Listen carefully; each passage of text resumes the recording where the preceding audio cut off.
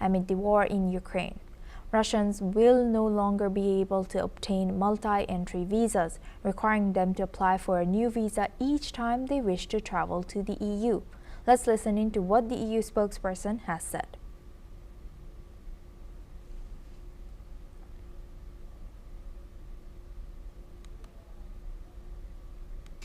The Commission has adopted stricter rules on visas for Russian nationals. This is in view of the increased security risks stemming from Russia's unprovoked and unjustified war of aggression against Ukraine, including the weaponization of migration, acts of sabotage, and the potential misuse of visas. From now on, Russian nationals will no longer receive multiple entry visas. This means Russian nationals will have to apply for a new visa each time they plan to travel to the EU, allowing for a close and frequent scrutiny of the applicants to mitigate any potential security risks. This move is aimed at enhancing security and preventing potential threats such as hybrid warfare, including drone disruptions and airspace incursions. There will be exceptions for journalists and human rights defenders. Visa issuance to Russians has already sharply declined since the start of the war, falling from over 4 million people annually to around 500,000 in 2023. However, some EU countries continue to grant visas, with France, Spain, and Italy among the most active. The restrictions have sparked debate, with some urging a focus on Putin's inner circle rather than penalizing ordinary citizens. Now for this discussion, we welcome Glenn Grant. He's an ex-advisor to Ukrainian Defense Minister, joins us live from Riga. Thank you very much, Glenn, for joining us again. Good to see you. Glenn, now looking at this, do you think this is a necessary move by EU to restrict visa of the ordinary citizens? How do you see this move? In the first place, I would say that there are no ordinary citizens coming out of Russia. There are very, very few people coming out of Russia who actually are not supporting Putin and what Putin is doing. So in effect, they are as much the enemy as any soldier.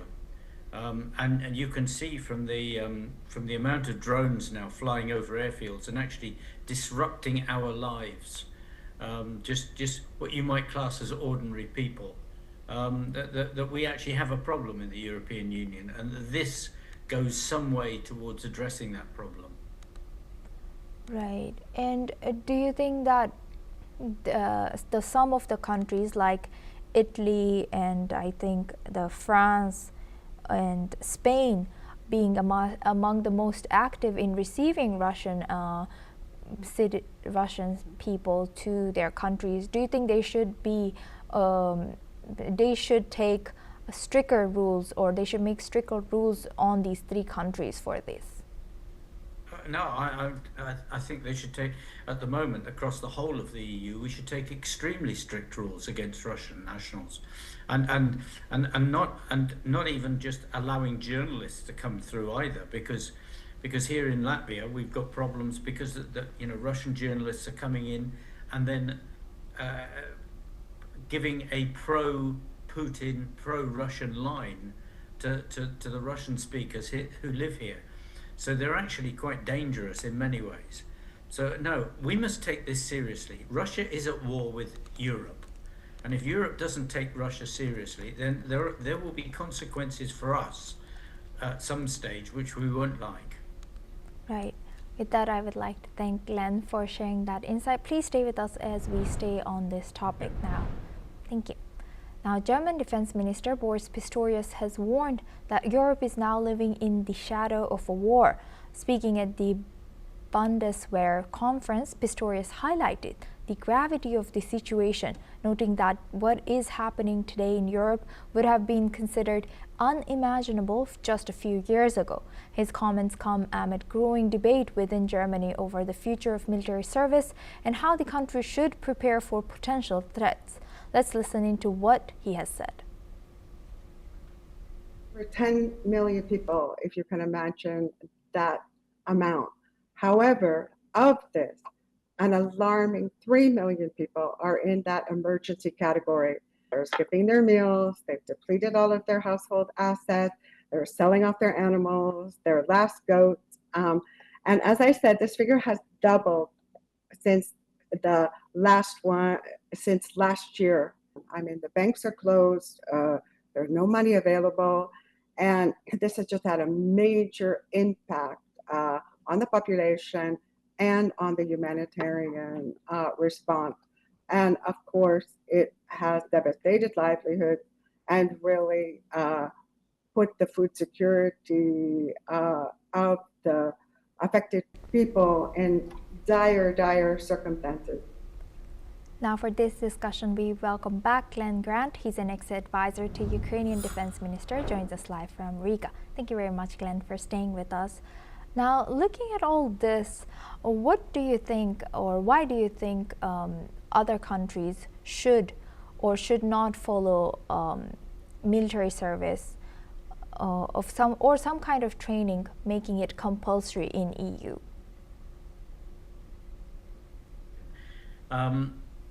Because I think that if Russia does continue to stay aggressive with everybody, that we actually do need a lot more soldiers. But there is a balance to this, because one of the problems is when you have conscription, that you end up with lots and lots and lots of not very good soldiers. And it spoils the officers considerably, because officers then end up just being teachers time and time, rotating round and round, teaching the same thing, and they don't get an opportunity to develop their own experience. I mean, I'd just say, imagine if you're a surgeon and all you're allowed to do is appendix operations. You never get the experience or the knowledge to do anything else. So it's quite important that some parts of the European defence, one maybe Great Britain and one or two other countries, stay professional, so that we actually have people who are very, very high quality. Because otherwise you just get lots of very average, and that is not a way to win a war. Yes, indeed. And what do you think would make joining military attractive for the current young generations, especially people in 30s, 20s? What do you think should be needed to make a difference in these people coming in or joining these military? Well, the first and most important thing is respect. Respect, respect, respect. Because if people understand that they're only going to come in and they're going to be sitting around doing nothing, then they're never ever going to join. You've got to pay people something sensible so they don't feel that they're losing out. Because of course, if you're a young man in the IT industry, you could be earning a lot of money. And if someone's expecting you to then leave that and go and work for nothing, you're not going to go. And we do need people who are with the skills of IT, obviously for drones and other technical operational things. But I think also you can add things like sport.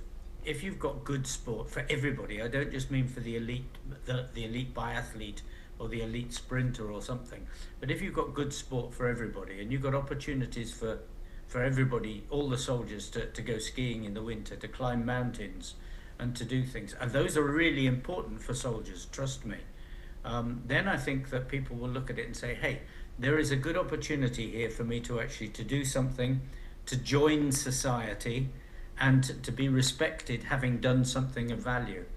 And a lot of countries don't do that. They just demand that someone comes in, puts green on, fires a few rounds of ammunition, marches around a bit, and that's about all.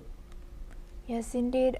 So can you tell us the reality of this military service, or who joins right now? Because I don't know about Europe or EU or NATO forces, but in Japan it's usually the mostly people from poor communities, or people from a lot of people who want to have money but who do not have good education, or who cannot maybe find good job. These kind of people mostly end up joining these services. As in Japan, of course, it's not compulsory, but what kind of people do join in EU? People like me, who join school after school, leaving school at 15, with very few qualifications, and join, and then go on to be, an officer. armies of the world notoriously have always taken people from the lowest strata of society, and they should do, because it's a great way for young people to come in, to develop themselves and to become serious members of society later on in life. And it would be a sad day if we started only taking people who got university degrees, for example, and not take those people that start off life maybe not as good as you can imagine. But I mean, the soldiers that I joined with, most of them had no qualifications. One or two couldn't even read and write. But many of them went on to be extremely competent people, and quite a few of my colleagues have left, gone into business, and done extremely well.